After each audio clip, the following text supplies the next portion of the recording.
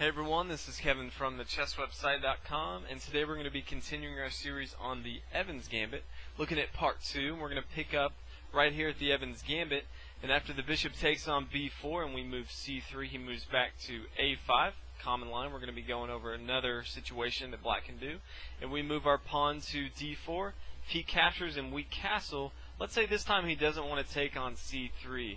I actually think for black, I would not recommend taking on c3, because white's going to get that material back, and at the same time he's going to have tempo as he develops his pieces. It's going to be pretty tough for black in the long run, I think.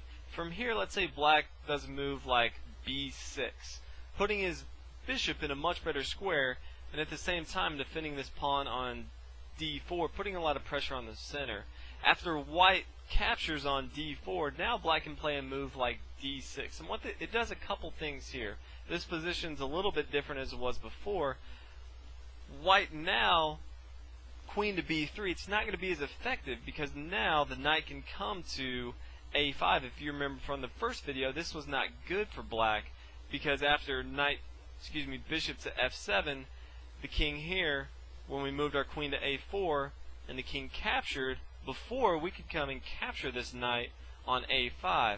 But now, as you can see, this bishop on b6 is actually protecting this knight. So queen to b3 is not going to be our best move. But it's a good idea to know when it's a good move and when it's not, so you don't always put your queen on b3 expecting it to work out.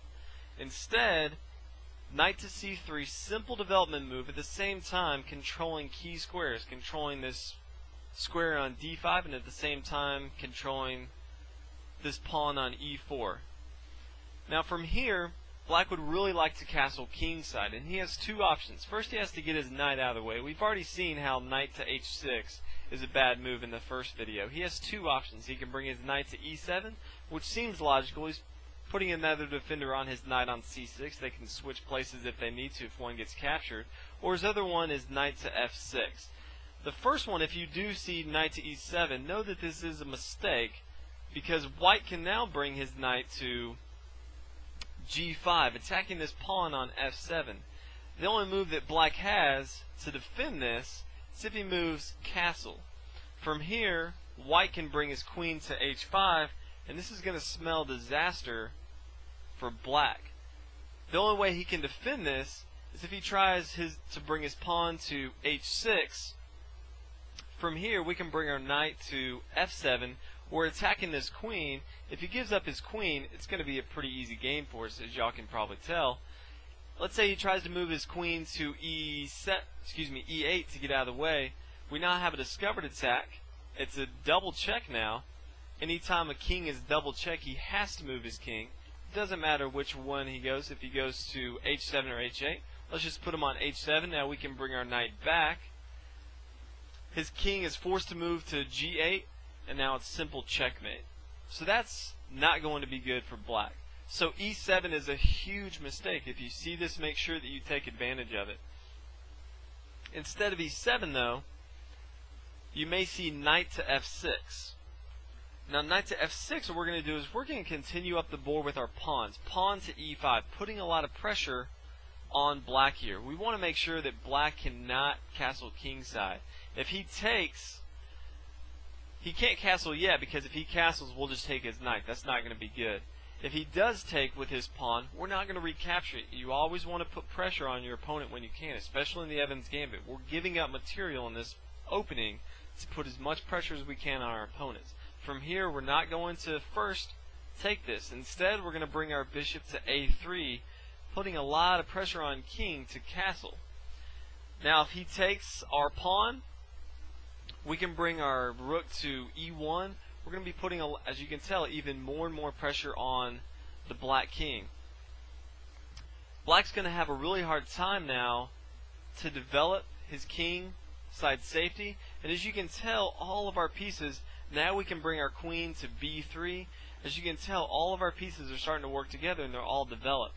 This is ample compensation for the material advantage that black has, because white has center control, he has great development, and all his pieces are aimed right at the king. So this is very good for white. The other opening I did want to talk about, we've talked about if the bishop moves back to a5, and if he moves to e7. Also want to talk about in the Evans Gambit when he captures and our pawn comes to c3, if he moves his bishop back to c5. A lot of players that aren't too familiar with the Evans Gambit as black, you may see them play this. From here, we're going to bring our pawn to d4. If he now captures with his pawn, we're attacking his bishop, so I would recommend that he takes with his pawn and his bishop. But we can bring our pawn to d4, and his bishop's now going to have to move, and you may see a similar situation that you did before if he brings his bishop back to b6. But as you can tell, after he moves his bishop, he's going to be losing time in development.